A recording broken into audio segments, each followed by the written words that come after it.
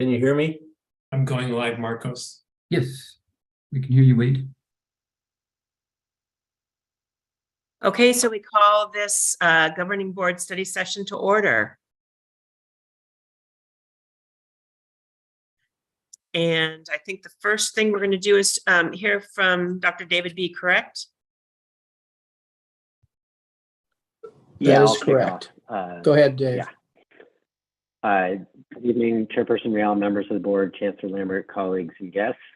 It's my pleasure tonight to kick off this evening's festivities by doing an overview of the class comp program, where the college was, what we did to address the different issues that we had in the past, and then so it's sort of putting some context around what we did and why we did it, and then give the board an update of how it played out now that the appeals have all processed through. And then we'll turn it over to members of the AERC to talk about some of the things that they experienced during the process and have a discussion related to that. So one of the things that I think is really important to understand is there's no question this was a really challenging project. It involved redefining more than 1,000 regular positions at the college, all during the same period that we were going through COVID, and that we're experiencing inflationary pressures that most of us haven't experienced in our working careers anyway. And then this massive change in work type, work performance, and work experiences in terms of where you're working, how you work, that sort of thing. So there were a lot of moving variables coming at the same time that we were undertaking what is a major project for any organization. So with that, let me go back a little bit, since most of the board is new, to sort of restate a little bit about where we were and some of the problems that we had. So the first thing is that it's really important, classification and compensation and the compensation philosophy at the college is really what's critically important is that it needs to enable us to recruit and retain the talent that we need. What we were looking to do is, in order to do that, make sure that we're paying competitive wages for our employees, is align the class comp structure to the market, and then provide and value experience from working at the college, and then also to create a structure that ensures fair and equitable pay. That said, the old structure was 22 years old. The position and job duties were out of date for sure. Jobs and the schedules hadn't been updated for a significant period of time. They were updated incrementally throughout that period of time. And some of the results of that were that we had inversion. So we had a situation where we might hire someone in order to hire the person we need to do the job. They might have been hired in at a higher rate than some of the incumbent people at the college. So that's called inversion. That's when you hire someone in over someone who's already doing that same job at the college, and you're now paying the newer person more than the old. So that's inversion. That's not a good thing. In addition, we went through a period of time where there were resource limitations, starting with budgetary reductions, state budgetary reductions, and then the reductions related to expenditure limitation, and the challenges that came as a result of that. And then obviously COVID impacts, things like that. So there had been sort of a history of relatively low salary pool increases, the suspension of the STEP program a number of years back. And the results of all of those things was that we had a major compression problem. 65% of our non-exempt employees were hired and were at step one. So no matter how many years they had been working at the college, they were at the same pay rate that people who were just coming to the college. The 45% of exempt people had that same situation, and then 40% of faculty were at the step 6, which is the point at which you would start if you had a certain years of experience. So that's the equivalent of sort of the step one, that you could progress through that up until step 6, and then you would be stuck on that step. So we had lots of employees all making the same amount of money, and sort of regardless of how many years they had been in the position. And then there was limited recognition of how long employees had been at the college.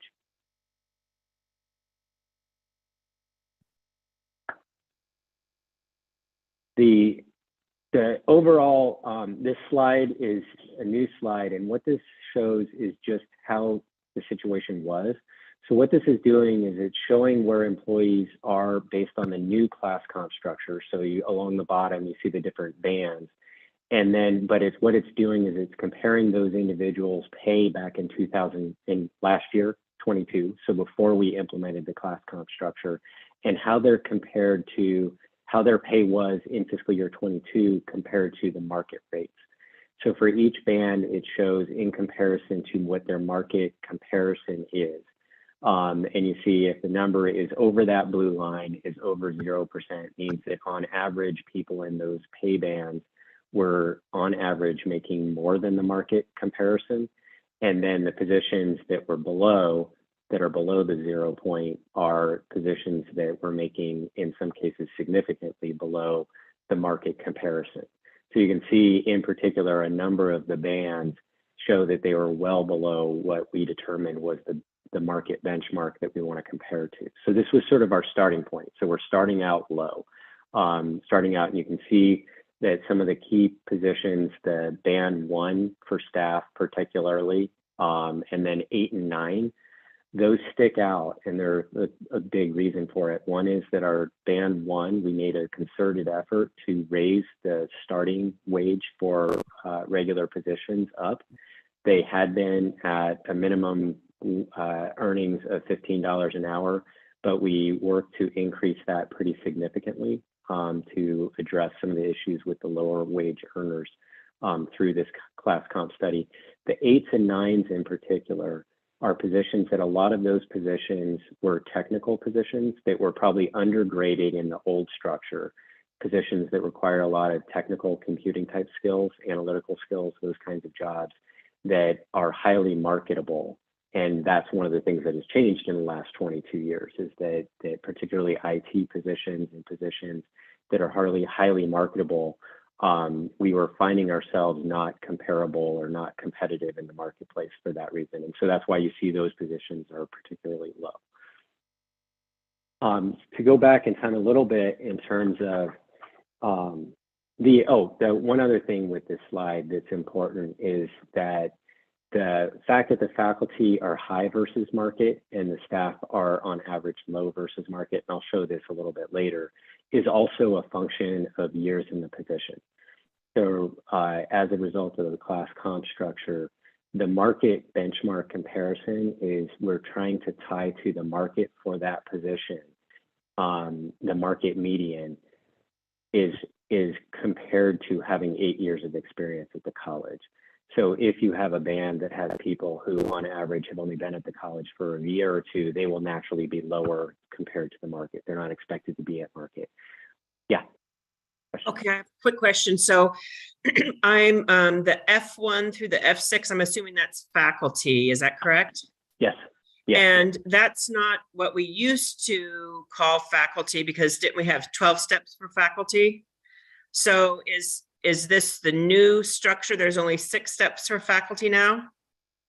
6 grades, yes, or bands. Okay. And so, that would be for your comparison, that's S, S1, those, it's more equivalent to those. They're slightly different definitions in those bands, but they're the equivalent. They're more equivalent to those bands, not the steps, the grades. okay, so these marks you're showing that now, but the orange little dots, those are the prior salaries, not the new salaries with the new pay. Right. Okay. Right. So, they're fiscal year 22 salaries. Okay. Compared to the new market comparison. Yeah. Okay. Second question. I always I will want to have staff and administrator separated out because and I don't know what the new one is, but I do remember that the old step one, and I think that I think non-exempt had 16 steps. And in prior slides, I do remember that they were shown together, staff and administrator. And the problem with that is non-exempt was making $13.15 an hour, and that was step one. And exempt staff was making, I can't really remember, I don't remember the exact, but I'm gonna say, 38 to 42 in step one. And the administrators that were in step one were making $79,000 to $104,000. So I have a problem with these dots when it's combined staff administrator pay, because I can understand if we're only representing the hourly wage workers, the non-exempt, because obviously, they're getting paid minimum wage. But when we combined all three groups, staff, non-exempt, exempt, and administrators in these same dots, people on step one, and I don't know what we're calling them now, but number 8 and 9, for example, the differences between somebody who's a non-exempt on 8 and 9, their salary, and the salary of an exempt staff and the salary of an administrator, there's no way we can all represent all three of those as a group in one dot. So I don't, this chart doesn't make sense to me mathematically. Okay, I think I can explain that relatively easily. So these are bands, like these are grades, not steps. So it's regardless of steps, people are on different steps in all of these bands, but these are the grades. And so in this particular case, when you're talking about non-exempt folks, those folks would be in bands 1, 2, and 3, maybe 4. The exempt folks would be the 5 through 9, actually 5 through 10. And then administrators are 10, 11, 12. So there is a little bit of overlap, but it's not, but these are basically, if you look at the right-hand side, is generally the higher paid positions. The 1s, 2s, and 3s are the lower paid positions in terms of staff positions. And there's some slides later on that sort of show that a little bit more clearly, because this is sort of showing a couple of different things, and I think it's confusing you for that reason. But anyway, the point that I'm trying to make is that the administrators and highly paid, like directors, are on the 10, 11, 12 side of what you're seeing here.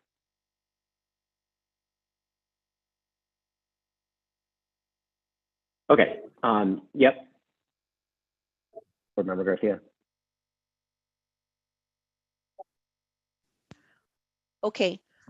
Go back to the previous slide, please. Okay.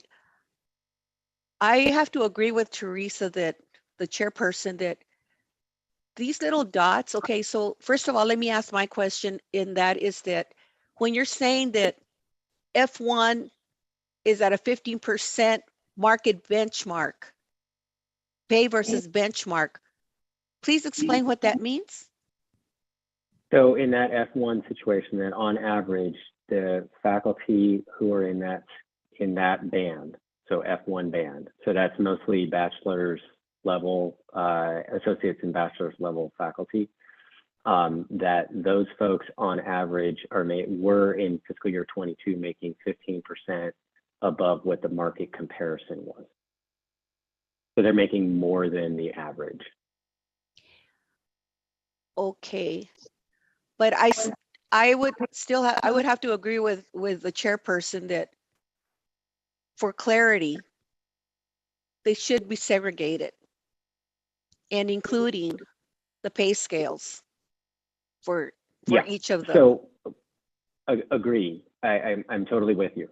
The whole point of this slide is just a really quick overview, show you where people were compared to the market. So are Are they high? Are they low? A lot of our positions were low. That's really the only major takeaway. I mean, we can dig in much deeper.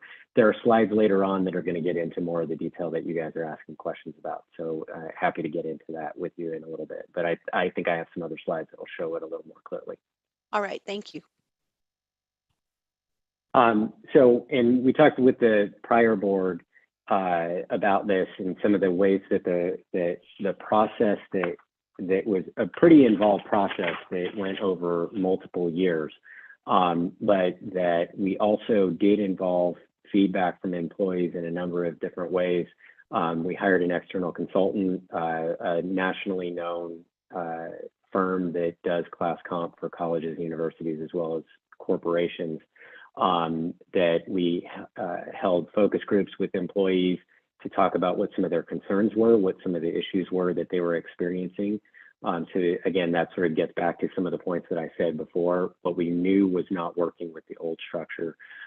We then had position description questionnaires that went out to all the employees so that they could describe what they do within their jobs so that we can redefine their jobs and then match those job descriptions, those new job descriptions and new titles to the market, right? So we're going to try and tie to market, try and use survey information to make sure that we're paying competitively for the kinds of jobs that the employees do here. We had steering committees that had representatives from faculty and staff and used them to find out concerns, issues that were going on that helped us through the process. There were updates that we did, email updates, college-wide forums to communicate. We worked with the governance group, staff council, faculty senate, gave presentations to them, and worked with AERC. You're going to hear a little bit that we could always have done a better job, no question about it. There was a lot of information that was coming in very late in the game. And this is a difficult enterprise to do. And there was a lot of things that it was a big change for the college. And we did everything we could to address the different concerns that were coming up from employees and address them in various ways. And that's where this slide talks about some of the things that were identified as concerns or issues or fears from employees, as I mentioned, like conversion and compression and inversion. That was identified very early on. We knew of that issue. So folding in and making sure that years in position was one of the factors that related to how people got placed in the new schedule. Honestly, the most frequent concern that came up was people were concerned that with the new class comp structure, if their job was classified at a lower level than what they were making, if their market comparison indicated that they would have a pay reduction, were they going to lose pay? And that's where we made a pretty big effort to ensure people that no one was going to lose pay as a result of the class comp structure. And sorry about the phone call behind me. So that we reassured folks of that. And then again, we got feedback about more communication, the desire for more communication. AERC gave us some feedback on improving the communication that went out to employees. There was a lot of concern about inflation. How are we going to do that? And one of the specific comments that was made with the AERC, or one of the steering, it may have been the steering committee, but it may have been AERC, was that faculty were very clear through this person who was communicating this message that what was really critically important was to get an increase in July. That if we were able to implement the full class comp structure for July, that would be great, but anything was critically important for July. So there was a lot of pressure from employees to have pay increases to help offset the effects that they were experiencing from inflation. So we folded that in, and that had an effect on like really pushing this through and trying to make this happen. Anyway, so these are the different things, and I want to make sure that we have time for the group at the end. So I'm going to go through some of the other things and make sure that we get through, because I'm sure that there are going to be some questions. So just quick and dirty, the old compensation structure had 25 different staff pay grades. As I mentioned, they had been incrementally adjusted over time. Part of that was meet and confer, where the groups had some ability to decide whether step increases happened or whether all of the increase for that group would move the scales up. That resulted in some things where there are inconsistencies related to how people got placed and inconsistencies related to how those positions were connected to the market. Again, they weren't connected or reconnected to the market. They were just increased over time with the resources the college had available. So we had 25 pay grades. There were seven faculty pay grades, and then two times two for days of accountability. The new compensation structure is much reduced. That creates a lot of confusion. So a lot of people considered their jobs and the salary grade that they were in to be somewhat like the same thing, somewhat synonymous. Now there are broad band structures, so that lots of different types of positions that have similar market pay but might be doing very different things are now on the same band. And that's one of those things that it's a change, and it will take a little bit of time for people to understand that. I think we're getting there in terms of people understanding how that works, but that was definitely a big change. Just real quick, the ×2 for days of accountability, that's because most faculty work 159 days teaching accountable days, but there are some faculty that work 10 months and some faculty that work year round. Is that correct? Is that what that ×2 means? Yeah, 169 and 221 are the typicals. Yeah. Okay, thank you. So when class comp structures are done by other, or at organizations, there are sort of three things that can happen. Your pay could be identified as being above market, and then that could have a potential for a reduction in pay. Organizations do that. Pay could be at market, so there's no change. And then you have a situation where pay is identified as being below market, and so an increase is merited, right? So you want to pay people according to market. So the challenge then for that is that does the institution or the organization have the resources necessary to enable the full increase? Is the increase phased in? So there were conversations with the steering committees related to different ways to phase in the program, and that could happen over the course of 5 years, where you get slight increases or you get somewhat toward where you're supposed to be. So you say, hey, you're based on our market comparison, we think you should be at $50,000, you're at $40,000. We're going to move you from 40 to 50 over the course of the next 5 years. That is something that many organizations have done. Maricopa implemented a phased-in approach like that and received a lot of negative feedback, as you can imagine, right? If you're told that you're below market, you don't want to wait years before you're actually at the point where you want to be, or where it's indicated you should be. So what we did is we invested as much as we possibly could last year to move people as far as we could in the scale. What that meant is that we identified people's target point in the market. So that is based on where they are in fiscal year 22, where the class comp study indicated they should be with their years of experience. And then we were able to go all the way to implementing it fully up to putting a cap at step 12 or 12 years of experience. So it's all of the cap is well above the market median. So all of our folks are on pace or are being paid above market based on their years of experience. And so that was a major investment. The other thing that we were able to do is, again, we guaranteed that no one was going to have a pay reduction, even if the study indicated that they were currently making significantly higher than what market would indicate. No one received a reduction of that. And in fact, what we did do is gave a minimum increase to all employees of at least $2,000. So their placement became where the schedule indicated they should be, or the minimum, whichever was the bigger of $2,000 or the placement on the schedule. So that's where it was at least $2,000 more than fiscal year 22. But in a lot of cases, and you'll see, it was considerably higher than that as people were placed up on the schedule. So this chart shows roughly what we did. Again, this is what I was just saying. rolled forward rather than talking, and indicates the number of positions. Now, this would be the percentage of positions that are that were filled. So the total number of positions, it doesn't total to 100 because it excludes positions that were vacant or people were hired in between the 2 points, because there's no comparison for those positions for fiscal year 22.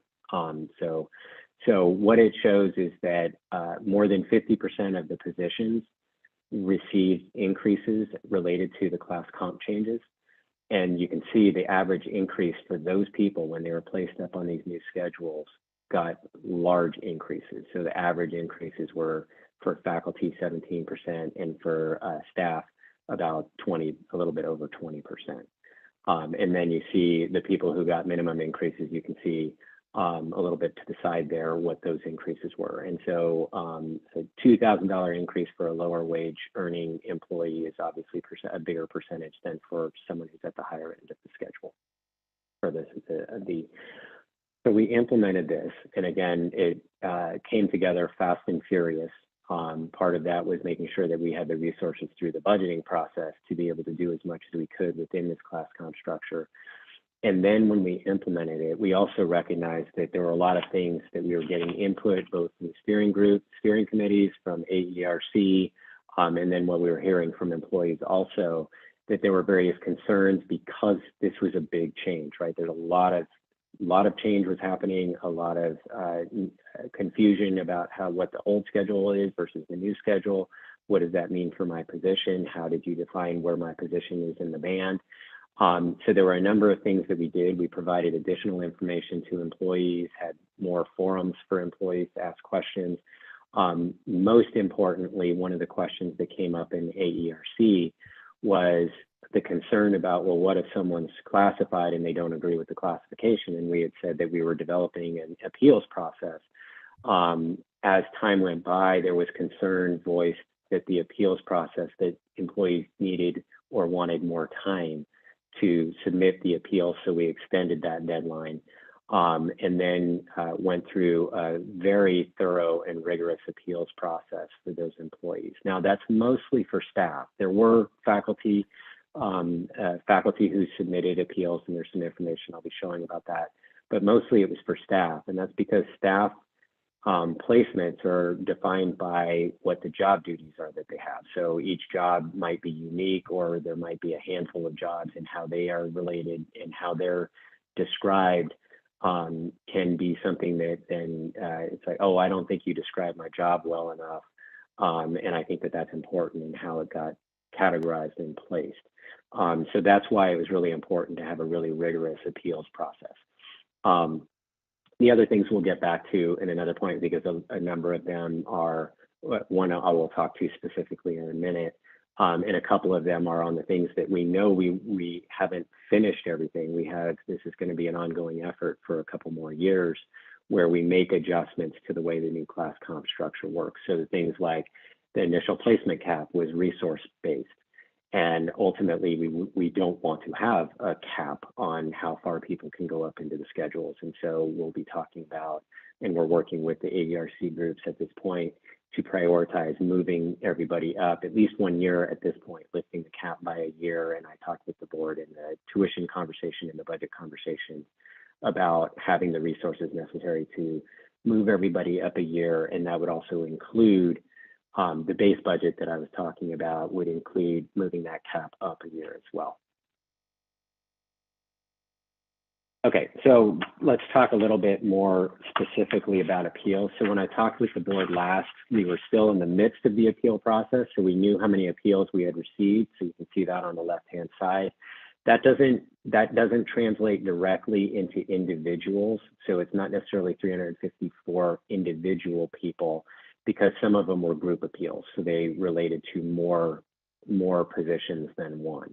But you can see that the almost half of them were based on the job description or the job level where it got placed. The job title was something for some positions that is significant and relevant to how people feel about it. That doesn't necessarily mean if my job title changed, that doesn't necessarily translate into a pay change, right? It may or may not, but Sometimes it's just the title that you used to have is something that is important to you, and if you think it might be important to you from moving to the next job. And so what we did is we worked through some of them, in Aida, who's with us tonight, and Carlene, have had a lot of conversations with groups where the title is really important, but it's not. The band and what the pay level is appropriate, but what the title is something that still is of concern. Years of position is one. So a lot of the appeals were based on the fact that we had in the system for a particular individual that they had been in the position for 3 years, and they had information that showed that they had actually been doing that work for 5 years. So that's when you make that kind of an adjustment. So you can see that in comparison to total number of positions, that the number of appeals, and the right-hand side pie chart indicates the number of appeals, or the percentage of appeals that resulted in pay increases. And so this is a pay increase that's more than just a little rounding error type of a thing. So it's a pay increase as a result of the appeal that was more than $20. And so you can see that the appeals that resulted from without a band change was about 14% of overall. So overall, about a quarter of the positions that we're talking about had appeals that resulted in increased pay. The majority of that 25% was for appeals that resulted in, again, these are pay increases, but didn't result in a band change. So there are two things that are important to understand. So those would be the years of experience. So the employee was able to show that they had years of experience that were different from what we had in the record. So that resulted in a pay increase because they get placed more according to how many years they've actually been doing the work. The other one is relevant because one of the concerns that popped up that was an unexpected thing is that people who had been in positions at the college for a long time but had received promotions recently. So someone who had been working in one level job and then became the supervisor over that job in the last number of years. What happened, and this was an unintended consequence, is that the pay they would have made if they had stayed in their old job with their old years of experience. So someone who was working in the old job for a long time, so they would have had a lot of years of experience, then they would have been making more than what they were making in the new job. And so one of the appeal processes that went through was we went back and looked at those individuals, gave them credit for their years of experience in the old position, and then moved them up 7.5% above that, so that they then are making more than what they would have been making in the old job. So that's one of the things that happened in the course of the appeals process. And that was a concern that came up, and it was like, okay, that was an unintended consequence, and it's because we moved people up so far that they jumped, that the people with the years of experience jumped so high that they jumped over people who were in more supervisory roles. That is something that's a one-time effect because the college has a process for if you are promoted at the college, you get at least 7.5% or greater, depending on what kind of a promotion you get. But it's at least 7.5%.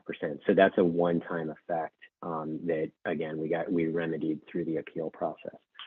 Okay, and then I'll go through the next slides fairly quickly. This is sort of a recast of what I just said. So this shows the percentage of employees who received increases that were, again, whether they received the minimum $2,000 increase or whether they had an increase that was greater than that. So you can see the large majority of employees received more than $2,000 increases because they got those increases that were related to the class comp structure. And then here are the average percentage increases for those scenarios. So you can see that again, and I said this, I said it in a slightly different way, but it's showing the same information in a slightly different way, that those employees who received adjustments based on this new class comp structure received big increases. You can see that the staff average increase was over 20%, the faculty was well over 15%. Again, I mentioned that a few minutes ago. Okay, and these are the last two slides, and then we'll go shoot it over or ask questions, and then we'll shoot it over to the AERC folks. These two slides show where individuals were, so this is splitting faculty and staff now. Now the staff does include administrator positions, but it's the staff. And it, again, these are at the bottom of this schedule are the bands. So F1 is associates or bachelor's level faculty. F2 is bachelor's plus 30 or master's degree, et cetera, et cetera. Up to F6 is the doctoral.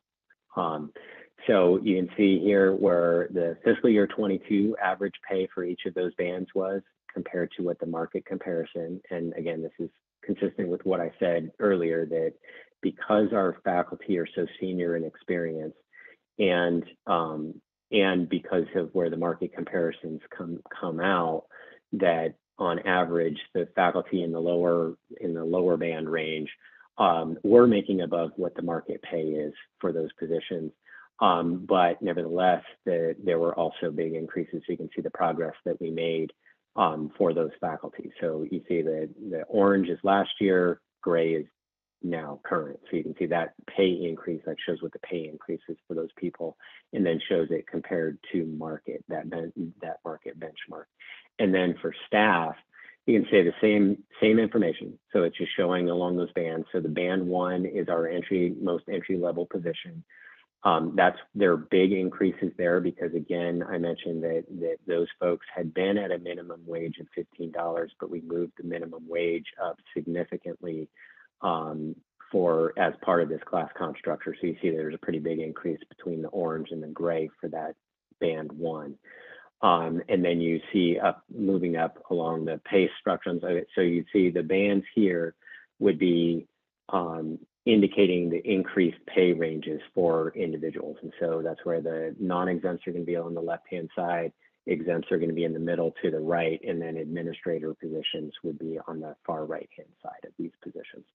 And then what's important, because these positions show as being in a number of the cases below the market benchmark. So that was, again, we were pretty sure that staff were below market before this whole study happened. It confirmed that, and is still the case.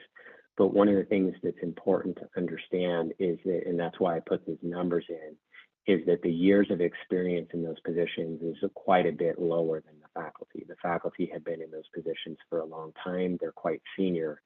And in this case, it's important to understand that the reason that these positions are below market is not because the college is deliberately paying them under market. It's because the positions are lower in years of experience. So again, to hit that market point would be at 8 years on average. So that's just by way of explanation to help you understand that and why I put those numbers in for those. Yes. So when you're talking about market comparisons, are you telling me that for staff, faculty, and administrators, you use the same benchmark, the same market benchmark, or did you go differently? They're specific to the position that the person is in. So faculty are compared to faculty of a similar type. The faculty comparisons had a comparison to your institutions throughout the country, and we ran that information and did that comparison information, shared that with the steering committee and also with employee groups so that they understood where those comparisons are coming from. Staff positions are compared to like positions. So it depends. If you're an IT analyst, it's compared to IT analyst positions. They could be both, and we used both college and university information, but also private sector information. Okay, so when it's relevant, right? I'm sorry. Okay, so excuse me. So the analysis was done, you said market-wise. Was that nationwide, or was it for specific skill or specialty, or was it within a region? Because definitely you would pay somebody different in New York than you would in Tucson, Arizona. Right. So it depends on the position. The positions that are more local would be more compared to local norms, and the positions that are regional or national would be compared more to national. So for example, the faculty comparison was a national sample. Okay, thank you.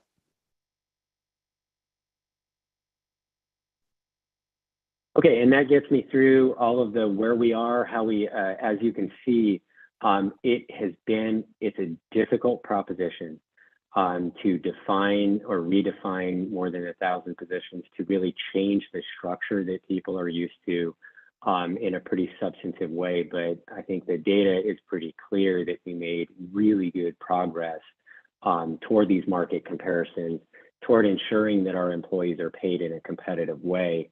That isn't to say that there isn't progress. We know there's progress. There's additional things that we need to work on. And we are in conversations with the AERC folks about that, and also with Faculty Senate and Staff Council, giving them some updates on in terms of some of the priorities and how we're going to go forward. Yes. Thank you, Dr. B. I just have a couple of questions. So, you know, it seems like compression and inversion could be solved at the college without hiring somebody to do that. And so I just want to point out that a couple of things. Everybody is still below these market averages. So when you say market average, what do you mean by that? There's a lot of different mathematical meanings for average. Are we talking, you know, mean, mode, median? You know, what value are we talking here? And if these bands are, it's sort of like it's not years of experience, correct?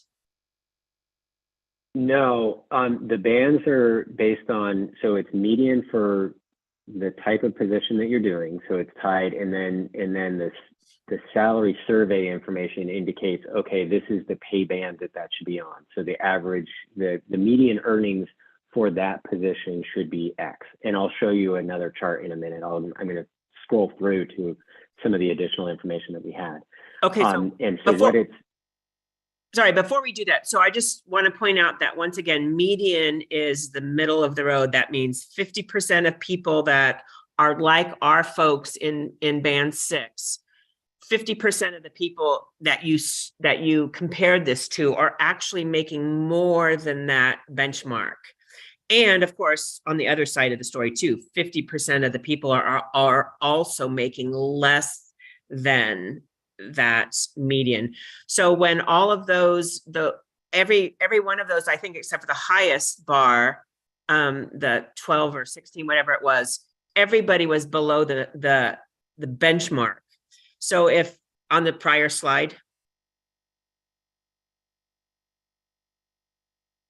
so everybody on the left looks like they're below it up to maybe bar 12, right? So I just want to point out that if this is a median value, median means the middle of the road, 50% of the people surveyed are above it, 50% of the people are below it. So that means still that Pima College, we are paying these staff employees, so whatever they are, you know, non-exempt, exempt, or administrators, we are paying them below the average, the median in the people that you compared, the schools that you compared them to. And I just think that Pima should be doing better. If we want to attract good people, I think we should be in the top half. You know, we wanted to beat the third payer by $2 or whatever it was way back in my day. I think that we can be better than this for our employees. So just again, to reinforce a particular point. So the target point is that after 8 years of experience in the job, so that's someone who really knows the job. That's the thing that we compare to the market median. Because remember, when you're talking the market median, that would be people who on average are experienced in their job, right? So the idea is that we're tying and for staff, that's what the midpoint is. So the idea is that after 8 years of being at the college, you will be at the median. You'll be making market wages and on average market wages, right? With these comparisons. This is a huge improvement over where we have been because people will now be marching up and making their way toward a tangible point that is tied to the market. Again, it's making sure that people are being paid competitively for the skills they're providing the college. And the reason that these are all lower, again, to reinforce my point, is that if you look at the average number of years of doing the job, they're all under 8 years, right? If the number was over 8 years, then you would find that the way that we're doing the class comp study is that they would have gotten even bigger increases, or we would have had a challenge because we wouldn't have had the resources to do it. But we would have, the way that the structure is, resources notwithstanding, the way the structure is set up is that they would be moving up. If the average number was 8 for some of these positions, that you would see that gray line would be at that blue spot. That's how this thing is set up to work. So I don't see in this chart where average years in the position. I thought that the numbers on the bottom, 1, 2, 3, I thought that that was the bands. The number that's in the middle, the 7.1, 5.3, 5.2, 4.5. So that indicates for the people in those bands, how long they've been doing, what their years of position in that position is. So you can see they're under 8 on average, right? Significantly for some positions. And that is why the difference between the blue dot and the gray bar. And conversely, with the faculty one, the years of experience, I didn't put the years of experience in there, but faculty years of experience is significantly higher on average. And that is why they're well above the market median. So Dave, just so I understand, thank you, Teresa, for those questions. I was misunderstanding it until you were asking those questions. So, I mean, so in theory, like let's take number 7, for example, like the average years in position in there is 3.3. So if that average was 8, we would expect that gray bar to be at the blue diamond at that point. Like it'd be very close, yeah. Okay. I just have one more math question. So average, once again, I could tell you some whoppers using that word average. So these numbers, the number 7, 3.3 years of experience, which average are we using? Is that mean, median, or mode? That's mean. That's mean. Okay.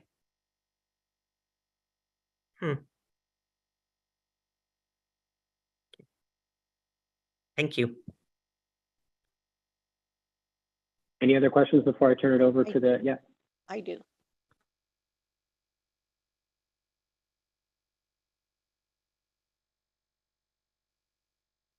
You're muted, Maria. So number 12, is that administrators? 12 is administrators, yeah. 12 is administrators. So on the average, our 9 administrators, our administrators have been there on a median of 5 years. Is that correct? If that is what it says, yes. On average. And they're making more than, right? Because that little blue dot there shows that. Right. Yes. So yeah. they've met the requirements. On average, in the band 12, on average, the people in band 12 are slightly above the market average, the market median. And why is that? The administrators, in terms of market comparisons, I think it's a bit more obvious when you're hiring for administrators that what the level of pay is that you need to pay in order to attract people. So I think that there's sort of a natural mechanism that the college didn't have with a lot of the other positions. So in other words, you value the faculty differently than you value the administrators. Is that correct? I wouldn't say that. Well, that's the way I see it. Thank you. I think maybe that, I'm going to second Maria's from just the point that, the original market comparison that we did was for faculty, staff, and administrators. And that was the pay raise people got in July. And there were some administrator positions that did not use that same market comparison. They got a different market comparison. And what we were told is that the reason they went out for a new market comparison for those administrators was because no one was making the market median or the market average or whatever. And so I think that part of me, I'm going to second what Maria said, because I'm pretty sure that if we went out on that new if we use that new market, you know, I mean, I know you only did it for administrators, so we wouldn't have had the numbers for faculty or for non-exempt or exempt. But my guess is if we use that same group of people that we used for the administrator pay raise, which they didn't get back in July, that wasn't part of the compensation package back then. I'm pretty sure if we used those schools for all of our employees, maybe it would have shown that we even had these little blue dots on this slide would have been way higher than they currently are if they were, you know, high enough that we were paying our administrators. I'm sorry, it's late. That might not have made any sense. But I am going to say that, you know, the fact that we treated our higher administrators with a different comparison group than we treated everybody else, I think that is not an equity thing. I'll just clarify one point. Sure. I generally understand what you're saying, and I think that the idea with doing the market comparison is that if it comes back showing that we're paying appropriately for the administrators, then that's good. That tells us that we're paying appropriately for our higher level administrators. Just to clarify a couple of points, there are only 6 positions that were not part of this study. So they are the very highest positions at the college. It's not all administrators or a majority of the administrators. The idea, though, with doing the secondary study is looking at it and making sure, are we paying appropriately for our higher level administrators? Just to clarify a little bit. So most of the administrators are on this structure that you're seeing here. And Dave, I think I heard you say this before, but just help me reiterate it. I know we're talking about the 12 band, but you said before that there were administrators in 10, 11, and 12, right? They're not just all in 12. Correct. And there are some director positions that are in 10 as well. So that's, remember that it's now tying positions and what the position is responsible for doing to the market. And so you have positions that might be a director of information technology of some sort, that the pay that you need, a director of information security. That's a really good one. And I think everybody would understand that the pay that you need to provide in the market to be competitive in the market for a director, someone who's responsible for being a director of information security, is a highly sought after and highly competitive market. And so the pay for that position would merit it. And so it ends up being higher as a result of that. That's a little bit of a change. And so there are director positions that are now at or above what used to be administrator positions. Dr. B? Yes. There were some positions that were not in the study. Can you share that with the board and I mean, I think I'll guess what I think the question is that, can I share what the 6 positions are that were not classified as part of the study? I'm pretty sure that I have shared that, but I'm happy to. I mean, it's the executive vice chancellors, the chancellor, and general counsel.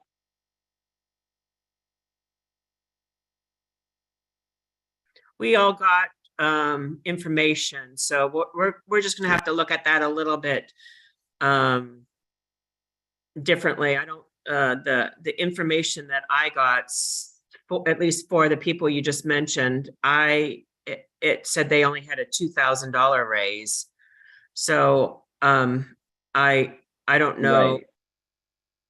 Yeah, there's something that you're hearing that isn't anything that I've ever said. Yeah, I'll say it again. That if people, there were two approaches to what people got in terms of salary increases. You got the larger of either $2,000, so that's the minimum increase, or you got placed on the class comp scale. So if someone wasn't placed on the class comp scale, so these higher level positions that I'm talking about weren't placed anywhere, so therefore they got the minimum increase. No one got 0 increase, and there wasn't another schedule of some other type, just to be clear about that. Okay.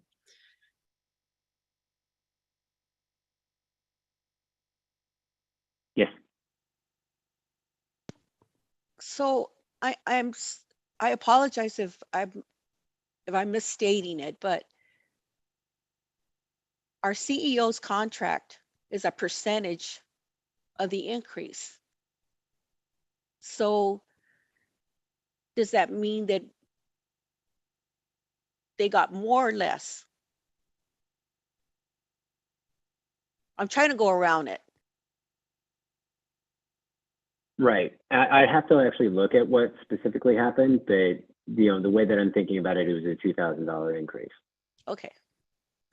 Yeah, and Jeff is nodding. That's how we implemented it.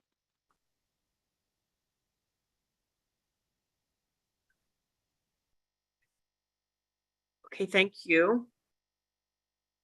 And then Michaela, just tell me if you take the lead or whatever, just tell me to scroll.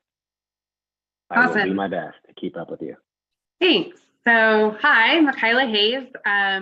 You most often hear me speak in public comment for PCCEA, but I am the faculty, PCCA faculty representative to AERC and was elected co-chair of AERC by the AERC at some point in the last year and a half to 2 years. And so I am here kind of speaking on my experience, and I am also I have Ricky here from the non-exempt staff, and I had Jamie, I think I just lost her. She had until 6:30. So she just had to pop out, but she was here for the exempt staff. And so her and Jason Brown may be getting together after this, watching this, and then sending you anything that I forget to include from the comments that they shared with me, because I want to make sure you hear from the exempt staff as well. But I do have some notes to share with you from them. So I'm kind of doing this from dual roles here. So we got together and decided to try to give you three main kind of concerns that we had. What were the details of those concerns? What impact did those have? And what are the solutions that we could see moving forward from those concerns, so that it wasn't just a time for us to complain about things that happened, but like, these were the problems, here's how that affected us and what we'd like to see going forward. So the first one was the AERC's involvement in the process. So we have AP 1.2501 that details out what the AERC does as a whole, how we create policy. We work together in resolution teams, we identify who's involved, and we come together as an agreement and send that forward. There's also a compensation-based meet and confer that's outlined in that AP. And so the issue was that employees on the AERC felt that in reading that was one of our resolution teams, and we were the group that we expected these things to go through, because it is really significantly wages and working conditions and compensation. We were not the group that it went through. There was a steering committee instead that was put together by HR prior to our current HR director joining in. And this group was put together, and I know that I was on the steering committee for faculty, and Ricky was actually on the steering committee for the staff, but we were chosen and put on that because of our roles within our respective representative groups. So I kind of put my hands up and said, hey, we have to be involved in this, but I wasn't really put on as a representative from the AERC to that. And if that wasn't clear to me or to Ricky. In fact, we both felt that we, along with the other group, people that were chosen to be on that group in the employee class, we were kind of asked not to share things out, that everything was kind of in draft form. So sharing things out soon would cause confusion and frustration. So faculty pushed back a bit. We did share some things out. We did talk about it and tried to get a representative view. Staff didn't have as much opportunity to do so, from what I hear. So we did call for AERC to be involved in the process several times, and we were told pretty much every time we brought it up that AERC would definitely be involved because policy was going to have to change. So it was going to come through AERC and we would have significant input, before it was implemented. But the timing did not work that way. And it actually, there were some presentations, there were some questions that AERC asked. We talked about some of these things a bit, but a lot of it was very high level and without specifics of what those schedules were. So the people on AERC, other than Ricky and myself, had not even seen the schedules while we were asking these questions, if that makes sense. So it's really hard to get really detailed on the questions when you don't actually know exactly where you're at with that. So it was very general and kind of philosophical in nature. We had a presentation the Friday before the board got it to the AERC, where those schedules were actually shown, an entire list of questions put together by the AERC and sent out that weren't answered until probably closer to or mid-July. And so it was voted on before the AERC really had any input, and still we haven't actually implemented policy, and there hasn't been a 21-day comment on any policies for this, because we're still trying to really get at the heart of what these things are and make sure that it's finalized before we put this through. So we were kind of making sure everybody was paid right, that we understood it and putting language to it, but nothing's actually gone into policy just yet. That board meeting, I don't know exactly what happened, but the board voted before public comment. So I didn't even get a chance to say, please, we're not ready. We can't do this, until after the vote had already gone through. And so that was kind of a rough one. So that's all the kind of details, like the icky stuff behind it. So the impact of that was that the AERC employees did file a grievance through ODR. There was a whole history with that and how it was dismissed. I have all the documents if you ever want to see it. That resulted, the way that all went down, in an HLC complaint from the AERC faculty that was endorsed by the Faculty Senate, because the concern was really with the fact that AERC wasn't the group involved. One of the solutions, I'm going to come back to the survey part, but the solution to that was we did put together a resolution team this past fall, and we worked with Jeff Sylvan and really tried to hammer out what were the language differences. How did you read this differently than us? Let's make sure that we are on the same page going forward so this doesn't happen again. So that should be out for 21-day comment, or coming out for 21-day comment in the next month or so, after as it goes through the AP process. But we really kind of established that the meet and confer compensation-based thing is a resolution team. It will be ran through the AERC, and these are the voices that are going to be part of that process. We linked a survey in one of these slides that hopefully you can get to later, but we surveyed, I sent it out to faculty, Ricky to non-exempt, and Jason to exempt. And we sent it out to all of our people, all of our employees. And we got about 345 responses throughout the college, and 70% of employees felt their opinion was not solicited as part of the class and comp study. So those info sessions that were ran, and I'm going to get to those later, they really didn't feel like that was a way for them to give input or their opinion. And of those same people that responded, 85.5% of them said they didn't feel like their opinion or input was valued or incorporated. So even some of those that did feel that they had their opinion solicited didn't feel they were listened to, because that is a higher value. And I really think this is kind of just a big part was things being kept confidential, and I'm going to get to this in the next slide, or one of the next two slides. Things being kept confidential that I don't know that really should have been. And I'll get to that. So if you want to go to the next one, Dr. Bede, or actually before I go, Ricky, did you have anything to add to that one before I move on? Okay, I see a note. All right, cool. So the next one was, the big thing we had was communication issues and how things were communicated out. There was some communication. I think the problem wasn't with the number of times things were communicated, but more about the content of the communication. So the big thing was that the lack of transparency in the process. It felt very closed. And I'm sure Ricky could attest to that as well.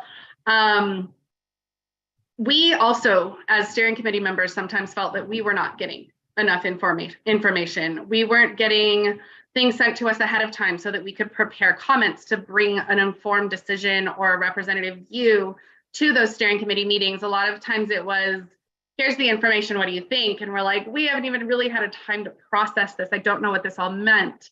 And so when we did get some of those things ahead of time, it wasn't very long ahead of time. And if we sent back questions, at least I noticed that if we sent back questions, a lot of times our meetings were delayed. It was pushed back a week or canceled for that month. And then they'd come back and answer what they thought we asked, but really that wasn't what we were asking, and it wasn't a satisfactory answer, and it still didn't give the info we needed. Staff actually had, what was it, Ricky, 8 or 9 months or 8 or 9 canceled meetings? Yes. With they were only scheduled once a month to begin with, and the staff had multiple meetings canceled while things were going on behind the scenes, but they weren't told what those were. They weren't told what was going on during that time. So the communication as to why those were being canceled, what was going on without them, that was unclear to the steering committee, much less to the rest of staff. I was very persistent in our communications, possibly borderline annoying. I'm going to admit that. But if we got the thing that said we're canceled, my response was, why? What are you working on, and what should we be having input on? I want to meet anyways. I want to hear an update. I want to do these things. And so I didn't love that I had to be put in the position to be pushing back that hard to try to get a voice in what I was selected to be a voice to. And our staff didn't have that opportunity. And so that was a bit of a structure problem, I think. There were emails from HR to the college, but a lot of times it was, we're working on things, or we're putting things together. The steering committee is talking, we're researching data, but nothing included, no data, no examples, no charts, no suggestions of what was going on, no detail. And so people would routinely, that would get sent out, and I would get 10 to 20 emails from faculty going, what does this even mean? Why are they sending it to me? I don't know what this means. What are you doing? What's going on? I know you're on the team. And I'm sure Ricky and others felt the same way. They weren't sufficient information being sent out and shared. The input sessions were, again, it was over COVID, so we couldn't do it in person, but the structure that it was sent on, I think, was it was not conducive to actually getting feedback, and the planning wasn't there to get that feedback back from people. So it was usually a Zoom Q&A session or webinar. So people might have the ability to put something in chat or put something in a question, but they couldn't ask their question, really, not really. And they were, at the end of those meetings, there wasn't like a form sent out or something that said, here was what I did, give me your feedback. So I sent out a couple things after those meetings with the link and a form that said, here, give me your feedback, I'll bring it for you. But again, that was a personal representative choice, and I don't think staff had that opportunity, or they didn't feel they could. So I'm hoping in the future that any type of large scale change like that, there would be a much bigger look onto how to actually get people to give real feedback that could be incorporated for that team. Otherwise, I think the big idea there was presentations to a group is not actually consultation with that group, and it's not input gathering. It's a presentation too. You might be sharing some info, but if they don't have a chance to actually change the direction of where you're going, it's not an input session. There needs to be a give and take into that. The survey results are linked there that Jason compiled for us. I'm gonna let Ricky talk a little bit about the appeals process, because really most of the appeals were on the staff side. I think there was some faculty appeals, but it was mainly due to communication about how their steps were determined. But staff had some bigger appeals. Yes, my name is Ricky Gonzalez. I am Pima Community College's chairperson for ASME, and I work out of the M&S warehouse. And for the staff, Kayla spoke on these points. Because there was not an equity analysis performed on the previous system, it was hard to understand how these pay gaps and that relate to race, age, gender, job description, seniority played in the current that system then, so that we can glean instances where there were these disparities and how we can work with Siegel in the new system to prevent these occurrences from and assess correctly the history of the current population in terms of their skill sets, their education, their years of service, so that they can be equitably placed in these pay scales as well as these job descriptions, so that there was transparency and equity, so that these appeals would not have been necessary as many as they had been processed, because for example, there were individuals who were senior people in their positions, and they've been working with the college for 10, 15, 20 years, and they were placed in support 1 or support 2 with a title that didn't even correspond to their responsibilities in performing their tasks in their job. So there was that frustration, and that caused a lot of, as you know, turmoil in the sense of having any type of meaningful chance of change in being compensated. So in that regard, it was Yeah, if well I could going add, on. sorry, if I could add to that a little bit, Ricky. I think what we noticed, and part of what Dr. B referenced about putting things on the internet, people wanted to appeal, but they weren't sure what they were appealing because they didn't understand the rules of the game. I kept comparing it to a game like Monopoly or something, that we had a game board, but we needed the rules to know how to move on the game board and to know if I was placed fairly, to know if those rules applied to me. That there was some things posted that we asked for. I've heard recently from some staff that their job descriptions still aren't updated, and they're being asked to do things that they aren't sure is actually in that job description anymore. So there's still some things that need to be updated and posted. But when we weren't, it is such a big change for staff that knowing the rules of that transfer and the rules of this new game is crucial, and having that policy set is going to be important going forward. And so that is definitely something we need to get on the board. For faculty, we are working on trying, we had a pretty decent schedule that we feel like was fair within faculty for the most part, although we did lose our Masters plus 60 column. So like all of the people that were almost a PhD and didn't finish, they kind of fell back a column. But then when the staff schedules came out, we realized that we now had 20 years from bottom to top of the scale and staff had 16.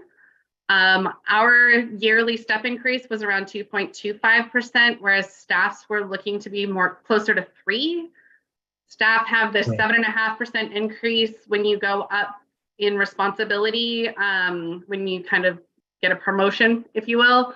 But the salary bands for faculty were kind of all over the place between 6 and 12. And so faculty, we kind of reworked our schedule to have a little bit more internal equity with the staff. And we're looking to see if we can make that one work for next year. And there is a cost associated with moving to that, because of course there is, right? Yes. But it's a 16-step schedule with closer to a 2.9%. It adds back in that educational column of Masters plus 60, and it has more of an 8% increase as we go across. So we're trying to respect that internal equity, both within faculty, but and the market rate, but also between staff. So those are things going forward. I did want to say, just because I kind of harped on the AERC not being a part of it and the transparency and the communication, we've really worked hard on redoing a lot of our AERC processes. And so things that are within the AERC have ran pretty smoothly. And we've had a Right. couple really good examples of how to involve AERC at the beginning of an issue and work quickly if necessary, and really involve the areas that need to be and how to communicate that out. And I'm hoping that those can become a model for future compensation-based discussions and how to get input and move these things along in larger discussions like this. So if we can go to the next one, because I know we are behind on time. I'm trying to kind of, board members, stop me if you have questions on any of it. I know I can talk pretty quickly and a lot. So just let me know. All right, our last point is vendor concerns. This is really kind of focused with how the relationship worked between Siegel and mostly, honestly, this was mostly me, but I know Ricky had some concerns as well. But the vendor and how they interacted with those steering committees. So the first one was because AERC wasn't really part of the steering committee process and putting that together, we also weren't involved in choosing a vendor or deciding whether or not we needed to get one for all of the groups, or how that was even going, how we were going to choose representatives to that committee. So the AERC employees should have been probably involved from the beginning, because they are a group of elected representatives of the people in those groups, not handpicked by, other groups. There was a really long delay in the process of deciding the peer institutions because I didn't stop asking questions.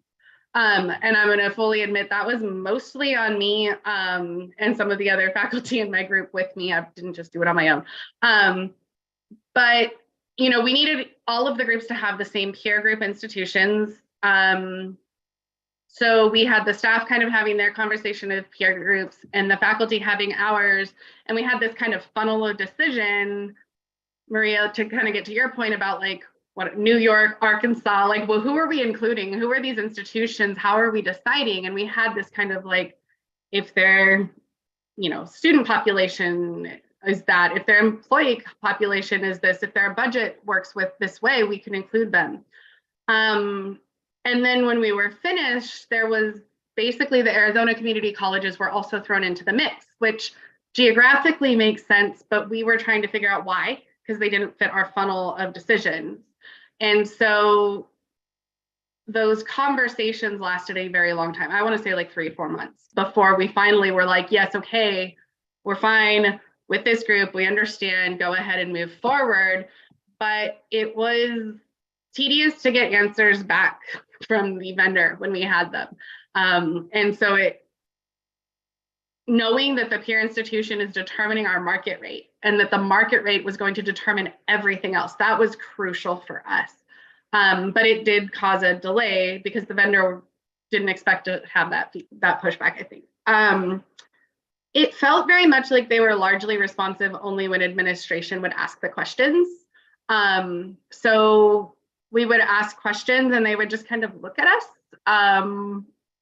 Sometimes they would answer at kind of surface level, but then we would get more of an answer if administration was like, yeah, we need to look into that. Then they would get on it and work on it. And it felt frustrating as an employee sometimes. I'm like, it's a legit question. Why are we not just answering it? And they would bring things to us and present them to us, and we'd ask questions about it, and they would have to bring us an answer at a following meeting. And I didn't feel like they were answers that should have been delayed. Like if they were presenting it to us, they should have known a lot of the time. So until they could answer the questions we had about the schedule, we weren't willing to agree on a schedule because I didn't understand what they were saying. And if we didn't understand the schedule, we're not going to choose it. So that was a big delay in the process as well. As Ricky mentioned, they had asked for a pay equity analysis to figure out, like, do we have gaps in gender, race, age job descriptions. What are the gaps that we have? Are there some significant issues? Where are they? And how can we help use this large scale change to help address some of those gaps? And they did not receive that. Let's see, I'm sorry, I'm trying to make sure where I was at. So I mentioned that when we asked questions that the vendor kind of would delay sometimes meeting with us afterwards. If it felt, there were times that I know that I held back from asking a question over email ahead of time because I had this feeling that if I asked that question, we would not be meeting that next month, and I needed to meet with them to hear what was going on. Around March, I started to really kind of push for some extra information from them. Like, they're getting paid the big bucks. I wanted them to answer the questions. I wanted to know what were the national norms for paying people in different areas, or for paying people for things beyond graduate credit hours and things like that. And I had to ask them that. And they, I think they were offended. Honestly, I think they were a little offended at my questions. And they kind of stopped participating in our meetings. So they would come and cameras would be off. And most of our answers came from the college, which was great because I do feel like Dave B gave us really good input. And when he was there, we got things done and we got input. Our voices were heard on the faculty side when Dr. B was working with us, and we were able to get some movement on things, but the consultant wasn't really responsive to that, if that makes sense. So solutions, was basically, we have so many highly paid, or not highly paid, highly educated is where I was going with that, highly educated, passionate people who have these massive strengths in our areas. And I just wonder sometimes if we could use our money a little bit better to tap into our employees' talents a little bit more and have them do some of that research, even almost a sabbatical level funding type thing. And could we reinfuse that money back into Tucson's economy and bring in that talent? And I do understand the idea of having a national company come and present these two things to us. I felt like what we got was a very, and almost a cookie cutter presentation in a lot of ways. And so there was a lot of money put into that I feel like we could have probably put more into paying employees more. And there's some value in it because we hadn't done it before. And it was an interesting look. I don't know if it was the wrong vendor or if it was just, that's how things go. And I just have high standards that weren't met. So I will say that as well. But in the future, I would like to make sure that there's charge of those steering committees are super clear on what is the input level, so that all of the people on the committee, including those that are serving on the committee, know exactly what level of input they're going to give, so that that energy isn't there trying to figure that out as you go. And I think that's a huge amount for me. So. Well, thank you, Michaela and Ricky. We always like hearing from everybody's, point of view, even though these meetings might run a little long, just because it's important to know what the impact is on everybody. And as one of the first things I did is I did ask permission from Aubrey Conover to attend the AERC meeting. And I was so impressed with every single one of those people on that committee. And, that was one of the first committees that there was a part-time temp working on the AERC. And she was even contributing amazing thoughts and ideas. So I do, to me, it seems like if Michaela says that the steering committee, you're putting energy and effort in, but you're not being able to participate fully because of the way it was set up, that is something that we want to look into. And I think that maybe we, as a board, we should also look into, do we want to spend our monies this way too, if it could have been done with our own people. So that is a bonus. Michaela, I don't know how this is going to affect the AP 1.25 that you had talked about, but I am also going to bring up board policy 1.25 in our meeting in April to talk in our regular governing board meeting to talk about how, you know, if we can have this, all of our employee groups, administrators, staff, non-exempt staff, exempt staff, and faculty all work together and bring consensus to these agreements. Maybe we could do that without having to hire an outside firm. So I hope that me bringing this board policy forward in April is not going to make problems for the AP that you guys have been working so hard on. So I apologize if it does. It shouldn't, and if there's any changes that we need to address in it, we'll pull it together. That's what we do. But it's, you're the board, you set the policy for the board policy, and you set what you want to see, and the AP will reflect and not contradict it. I don't see how it's going to change it too much. I think it'll be fine. And I think we're on, you know, I'm happy to work on that a little harder if we can make things smoother and a good structure. Great. Okay. Board members, are there any other questions from Michaela or Ricky? I have a question. Okay. Can you hear me? Yes. Yes, we can. At the top of the slide, it says employee group feedback, and at the bottom you have solutions. Can you identify the problem that you are recommending these solutions to solve? Yeah, so for each slide, there were three kind of main concerns that we had. The first slide, I don't know if you want to go back a couple, Dr. B, to the first slide I had.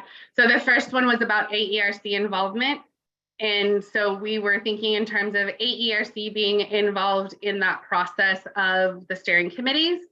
And our solution was to work with the college and work on AP 1.25 to ensure that the voices are clearly defined and the roles are clearly defined. What would that look like? So essentially, as the representative group, we would want to form those steering committees. We would want to put the faculty forward that would be the representative voices for faculty, put the staff forward that would be the representative voices for staff, and that we would have the kind of the ability to say, we're going to send out a survey and figure out what people like out of these things. We're going to represent our voices by actually going back out and getting that input and bringing it back through our voices and do on a large scale what we do on a small scale at AERC through our resolution teams. And then when those voices speak, what do you want to see happen with that input that the voices have? So when we ask questions, we'd like to see answers. Like if we're looking for data or trying to help determine kind of what should the percentage look like? Should it be 16 steps or 20 steps? Just have a legitimate voice in that process and have it be more of a consensus building event instead of performative. Not that this one was for faculty necessarily. We actually got a lot of the things that we asked for. And if you look at what we put in place, it was very different than anything Siegel actually proposed. So faculty did have that voice. I don't know if staff feel that they did as much.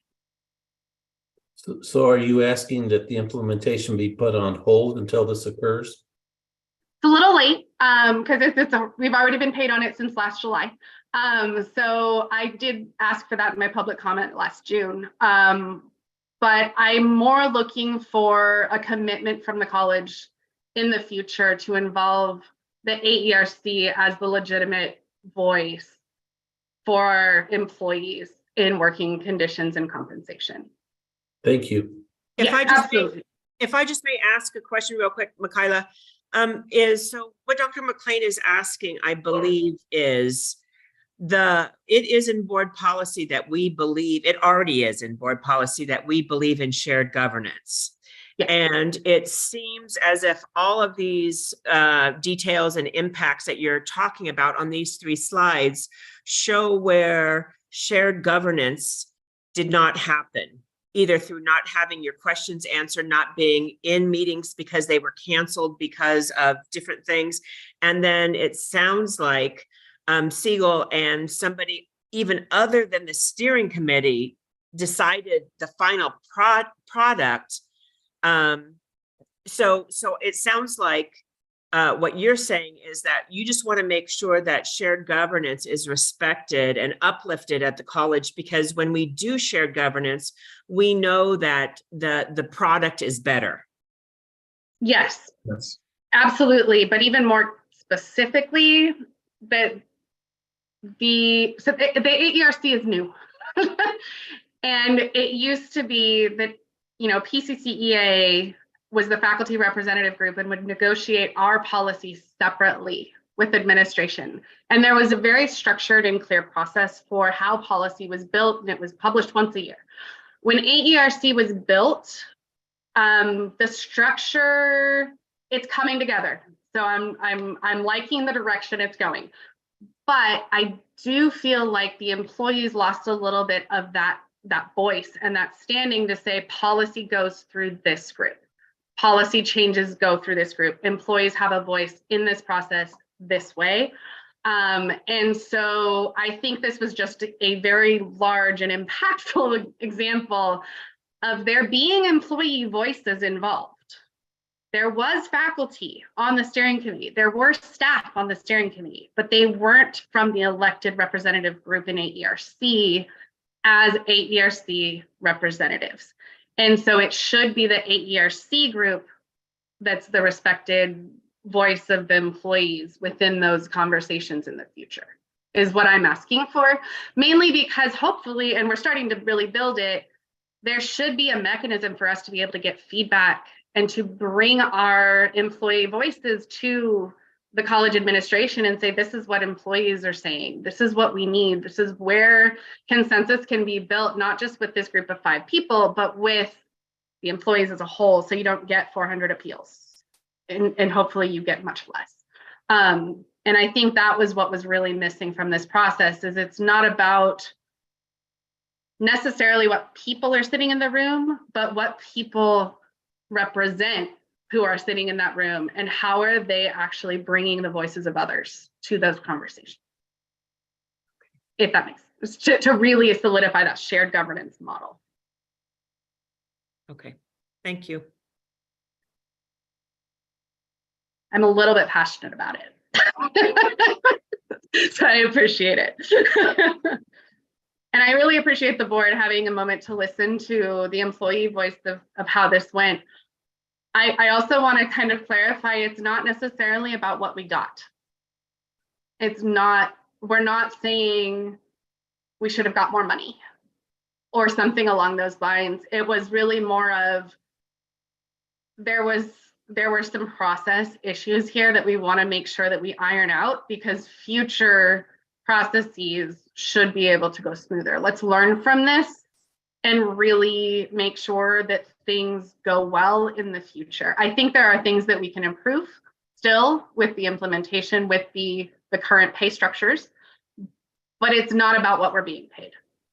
And I think you'll see that on all of this. We didn't put in here that we didn't get enough money. There's people that think that, but that's not what I'm here to present to you. Okay, great. Thank you. Any other comments or questions?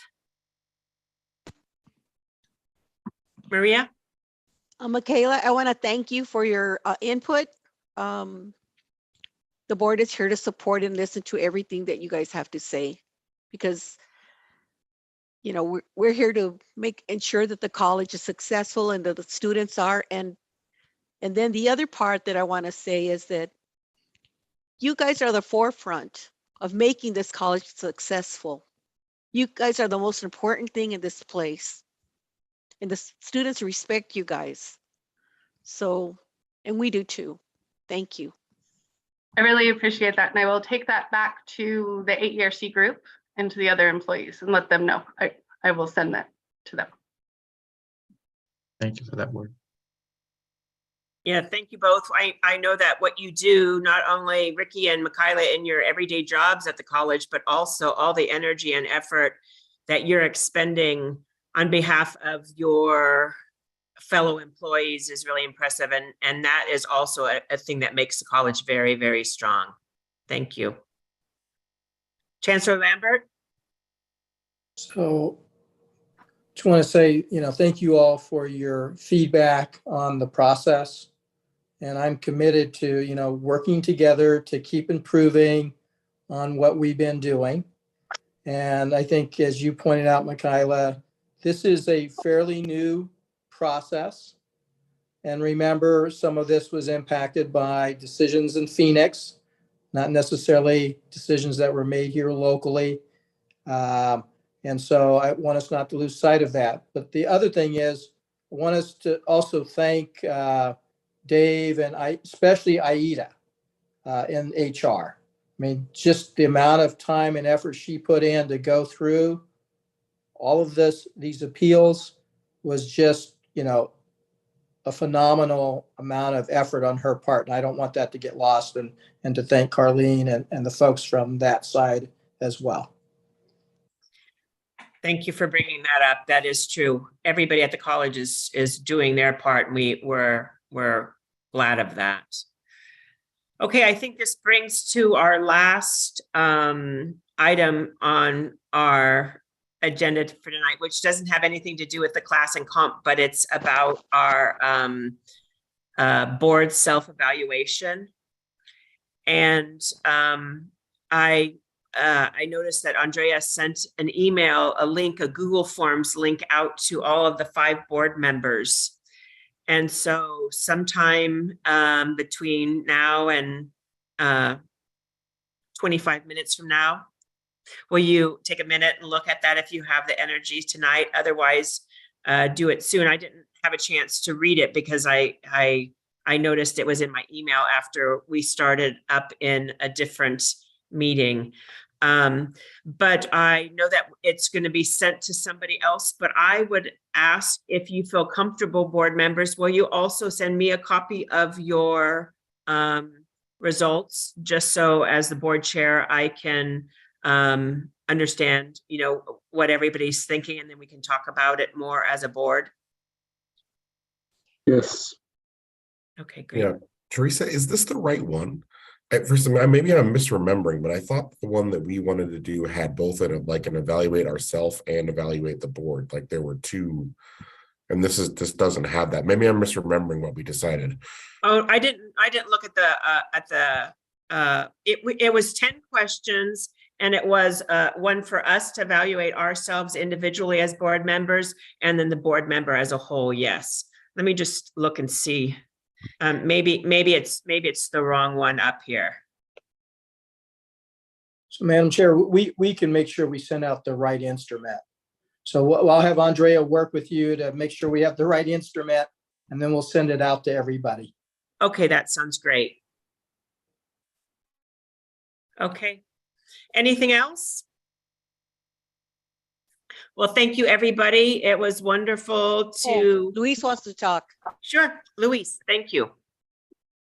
I just want to, it was a good presentation, a very informative. One of the things that came out very strongly, and I do agree with it, when Ms. Michaela Hayes mentioned to be super clear in reference to transparency, but also a full disclosure as well too. I like the information that was there.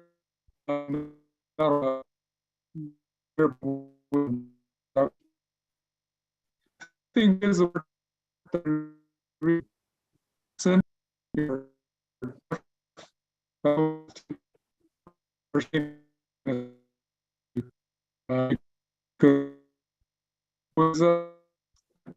Hey, Luis. Luis, yes. I'm sorry, for some reason your audio is not coming through clearly. We can only hear like every 3rd or 4th word that you're saying. I'm sorry. Let me just say this. Can you hear me? Right now it's working fine, yes. Let me just say this, that it was mentioned earlier that we need to have it super clear and be transparent. but more important, listen to the staff and faculty, reference to any issues and concern, because the presentations is significant in the voice of them, but also in reference to what us as board members really need to do and address, and ultimately find the solutions that we need to. Thank you. Thank you, Mr. Gonzalez. Well, with that, thank you, everybody. Have a wonderful evening, and we will see you in under 2 weeks, I think, for our next board meeting. So have a Yes. wonderful first couple of days of spring, and thank you. Thank you. Take care, everyone. Good night.